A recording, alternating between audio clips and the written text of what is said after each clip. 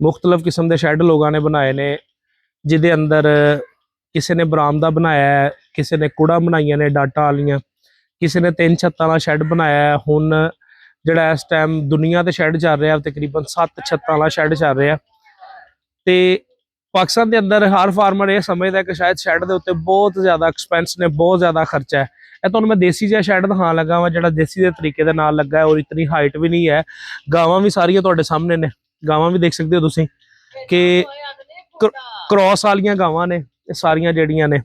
ते माशाअल्लाह milk production जिहड़ी है तकरीबन 22 लीटर दी है इस फार्म के उत्ते। चौधरी सनाउल्ला साई चदराना साहब के डेरे ते अज मौजूद हाँ।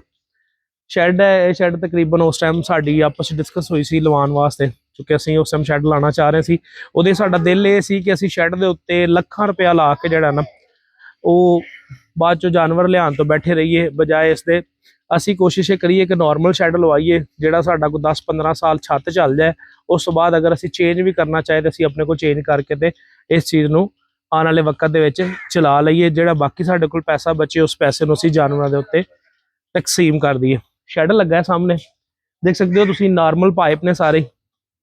ਇਹ ਪਹਿਲਾ पाइप लगा होया है, इस पाइप लगे हुए ने ओवरऑल। दरम्यान वाली जी खुरली है, खुरली है जे असी बनाई को नहीं फार्म के अंदर, बनानी है हजे ओपन एरिया। पुरानियां खुरलियां, पुराने बंदे, पुराने शैड, पुराने वाड़े जिहड़े ने वो बने हुए ने।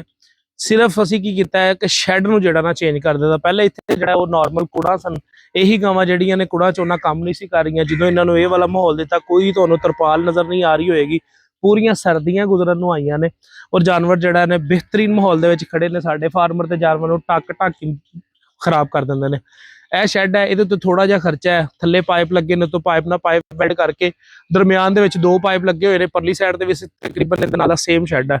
उहदे उपर उन्होंने की कीता है, सिरकी पा के, सिरकी दे उत्ते उन्होंने सड़ू कहंदे ने साडे इधर, सड़ू पा के बन के उहदे उत्ते छापर पा के, तरपाल पा के, उस उत्ते फिर उन्होंने सिरकी पा के उत्ते बांस पा के बन दिता है। यह शैड लगे नूं तकरीबन 1 साल हो गया और 1 साल दे विच अलहमदुलिल्लाह जानवरों नूं भी बड़ा माहौल ठीक मिले। जानवर ने गर्मियों के अपनी प्रोडक्शन नहीं तोड़ी और जानवर भी ठीक रहे हैं। हुण इस शैड की गल करिए, शैड का खर्चा कितना आया।